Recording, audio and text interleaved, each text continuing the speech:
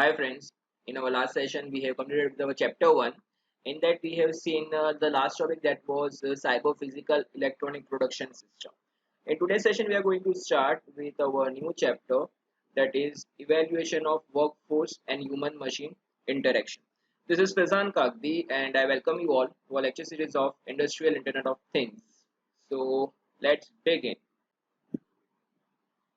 So our topic is CPS and the worker, that is reorientation and requalification.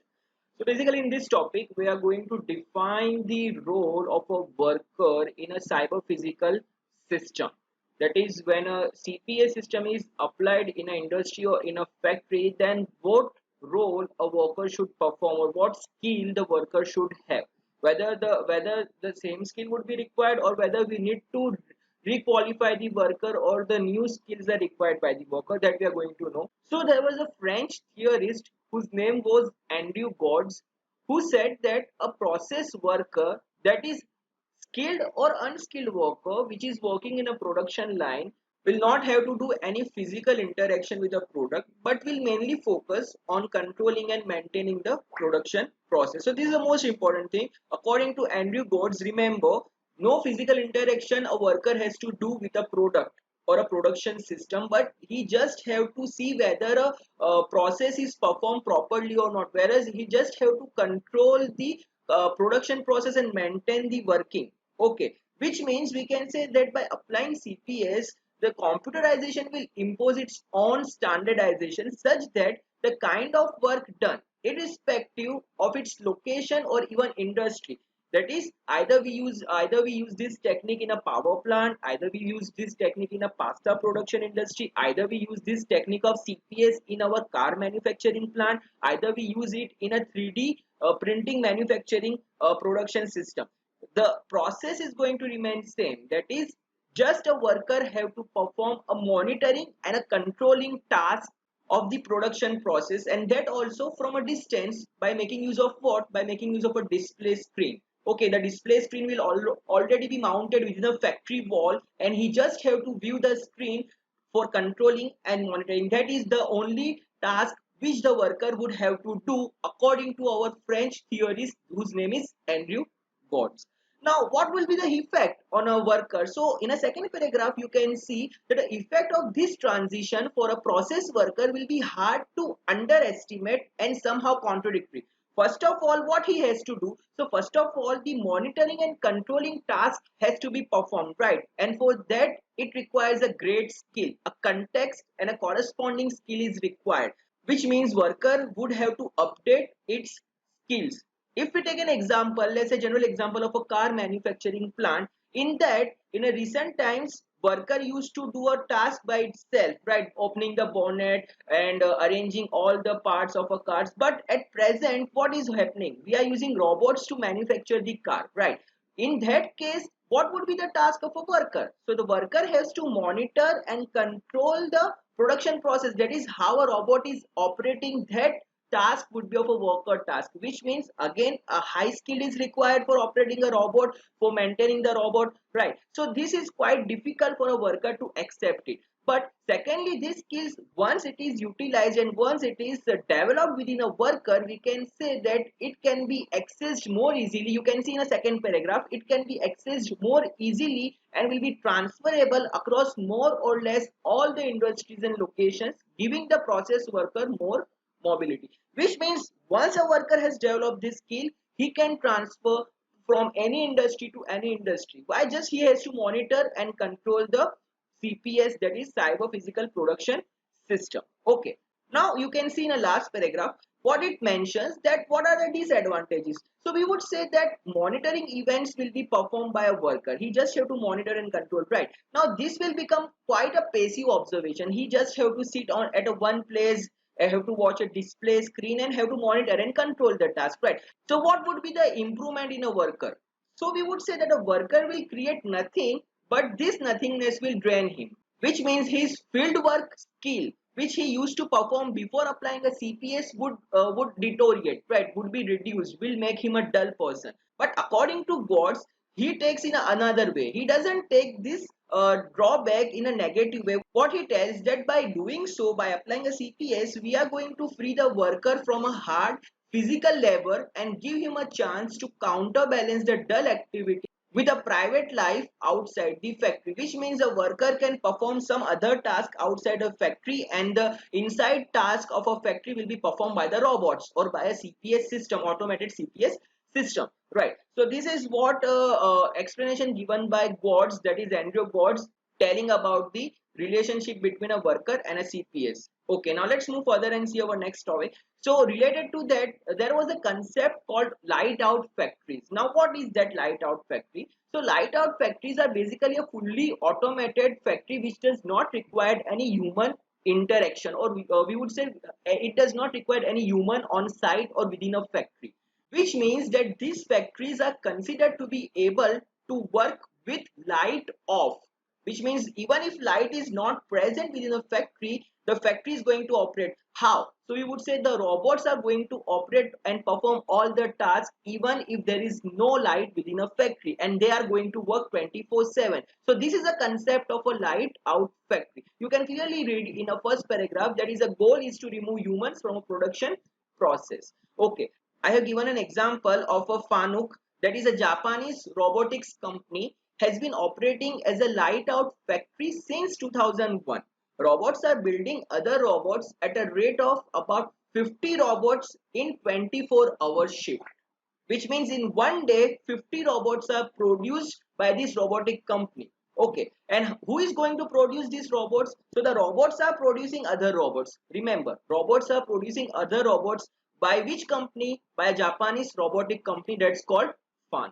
Okay, now further it has been written that these robots can work 24/7 and 30 days unsupervised, which means no supervision, no human interaction is needed to operate these robots.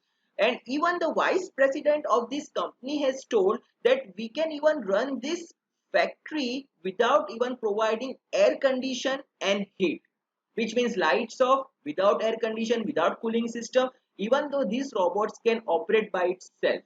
Okay, in the end we can even say that these robots are capable enough to switch off the lights by their own. So this is the concept of a light out factory. Even there is another example. You all know about a major giant, that is Philips, which is producing the electrical components, right? Electrical devices.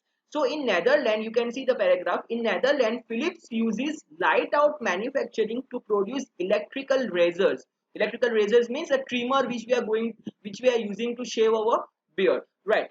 So that trimmers can be produced with the help of a 128 robots made by Adapt Technology. Now there are only 9 human quality assurance workers who oversees the end manufacturing process, which means all the tasks are performed by these 128 robots. Just what is the role of a human in this? The human have to just assure the quality of the razor which is produced. Simple, right? That is monitoring task. Okay, so I am giving an example. In the next slide you can see the video.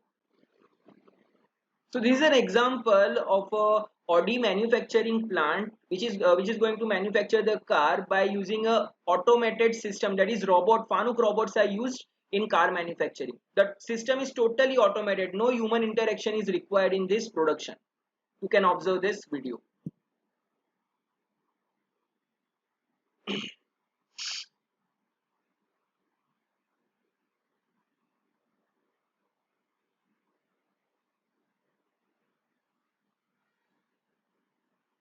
Okay, starting from a car manufacturing, that is assembly work is also done by a robot itself. Even inspection is done by the robots.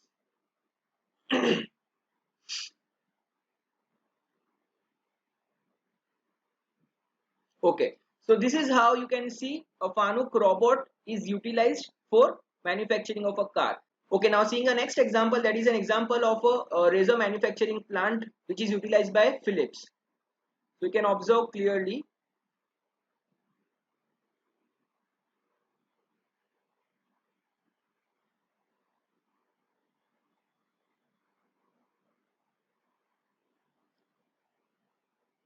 These are the trimmers basically, which are fully automated, produced by these robots.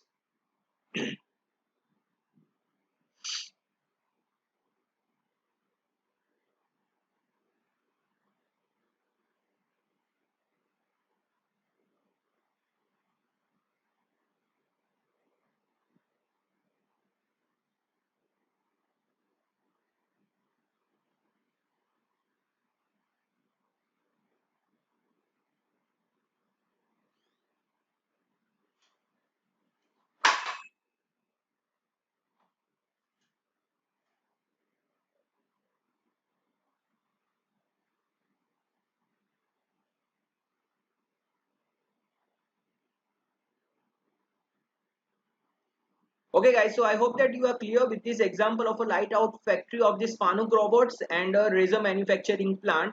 In remember, light out factory is a one in which the system is fully automated, no human interaction is required, no human is included to work, just a role of a human would be to control and monitor the tasks which are performed by this robots.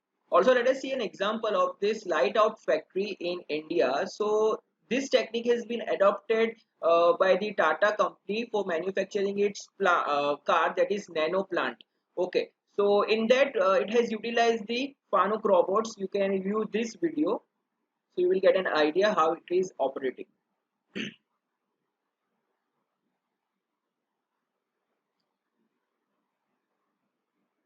It's a fully automated plant in that just a worker has to guide or transfer the component from one place to another place, while the remaining task is performed by the robots itself.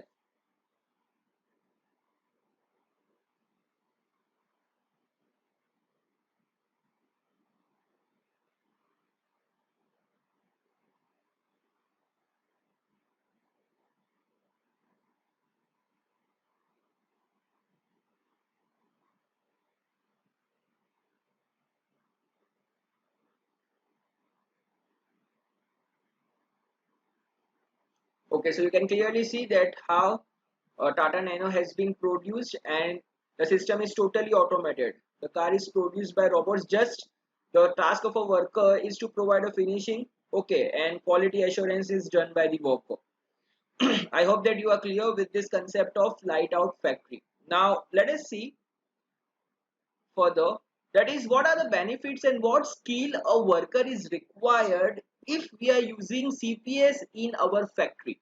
So we can say that light out manufacturing will going to increase the productivity as well as it is going to reduce the cost, which means a lower upkeep cost.